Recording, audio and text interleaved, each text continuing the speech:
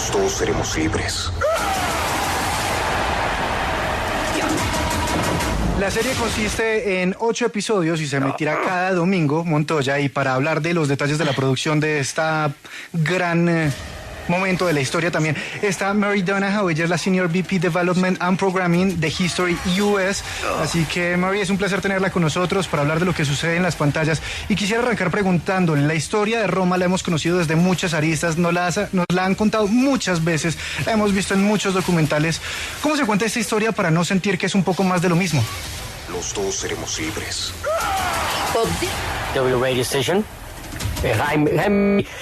Welcome to W radio station. So we would like to start this interview by asking you, this history of Rome has been told in different ways. We have heard and read and saw it in different formats, even documentaries. So how do you tell this story without being the same thing that we have seen before?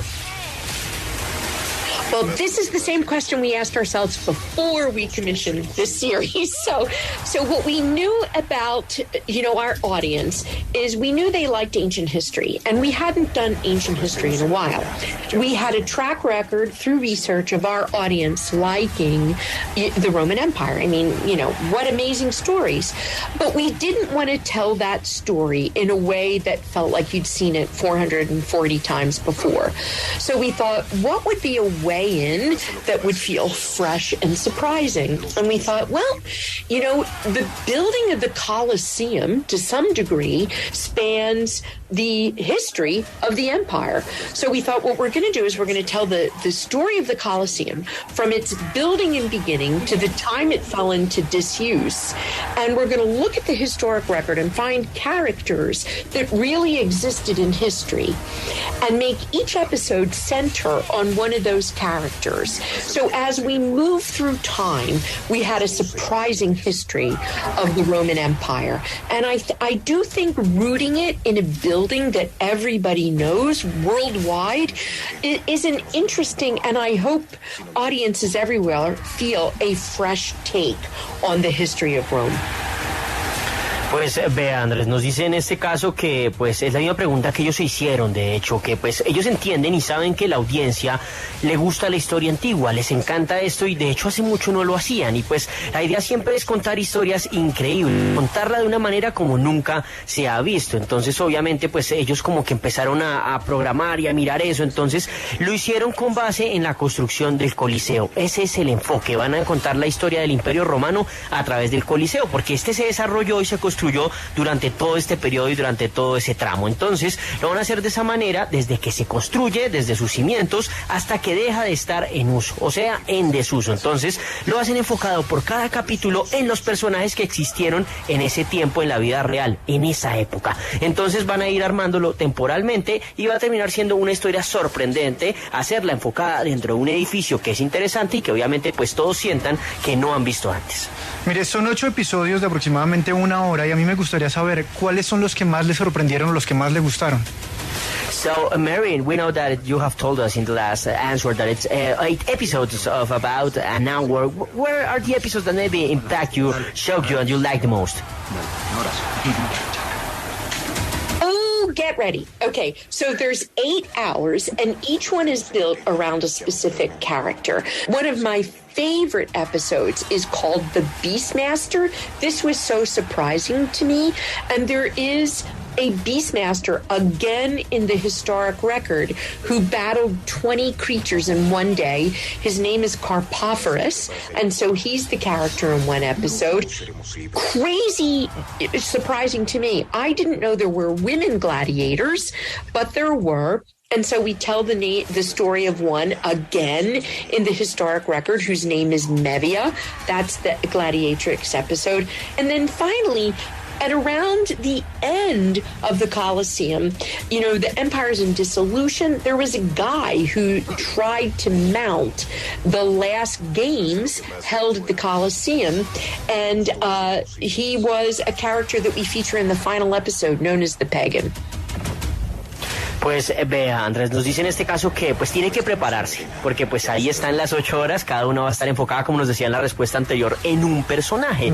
Para ella sus favoritos, ¿cuáles son? El primero, el del maestro de las bestias. Dice, mire, es algo sorprendente porque hay una figura que está en los registros históricos que de hecho combatió y peleó contra 20 criaturas en un día. Se llama Carpáforos, no, realmente no sé cómo es la traducción en español, pero dice que pues por otra parte no había mujeres gladiadoras, no sabía que existían de hecho, y ahí la historia de una que se llama Media. Y por último nos habla ya de la disolución del Imperio y de un hombre que fue el que montó los últimos juegos que se hicieron dentro del Coliseo. Entonces estos son los episodios que más le impactaron y más le gustaron a ella. Mary nos contaba que ellos buscaron, o lo primero que se preguntaron era cómo contar esta historia de manera diferente. ¿Cómo se hizo la investigación para poder hacer esa premisa realidad?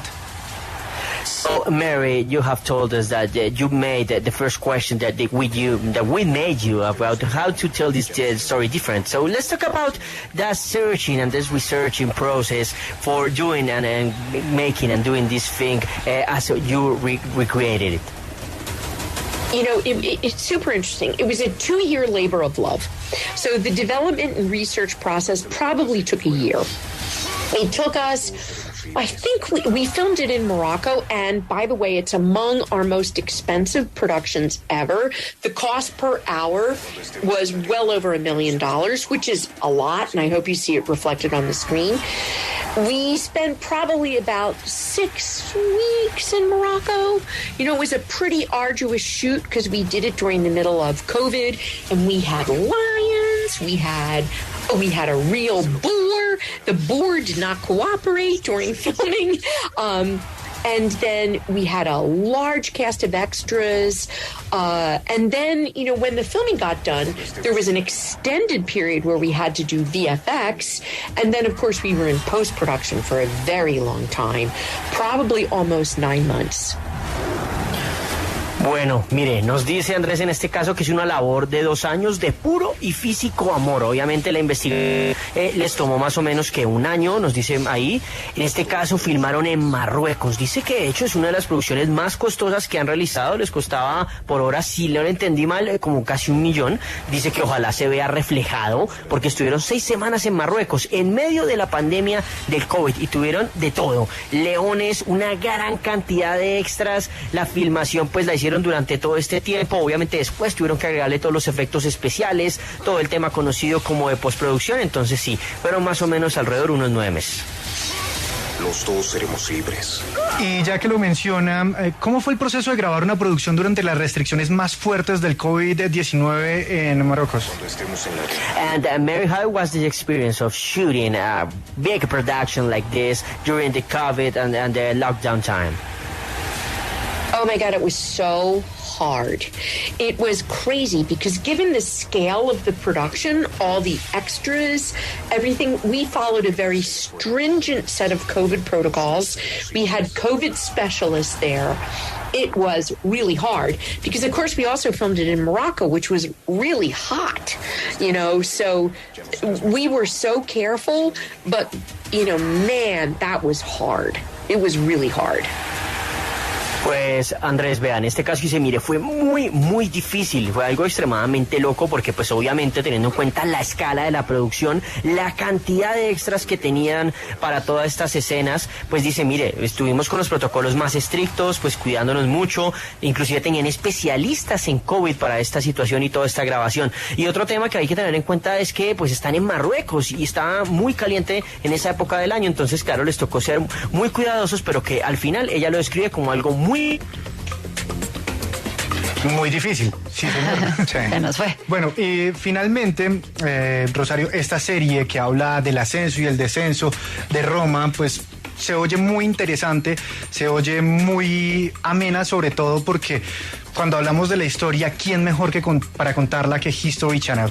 Así que, bueno, finalmente, ¿por qué no hacer una invitación a los oyentes de Contrarreloj para ver esta producción que se siente demasiado llamativa? So, Mary, finally, we would like to thank you for this couple of minutes and our show. So, we want you to please make the invitation to saw this great production of history called Colosseum, please. All right, I will try this, and if you don't like what I do, tell me and I'll do it again. Okay. I would love for audiences to watch Colosseum. Hopefully they will love it as much as I do. Each chapter tells a different story of the history of the Roman Empire. The characters are so compelling and they're real. There's a real historic record about them. It's so surprising, so emotional, so visceral, and you learn so much in a way that's really entertaining that I think people will really be surprised by this series and hopefully enjoy it. Please watch it. Mary, thank you so much for being with us in the radio station. It was such a pleasure to talk to you, and congratulations for Coliseum. Thank you. I'm so honored to speak about this series and about our shows. I love them. So thank you for making time for me.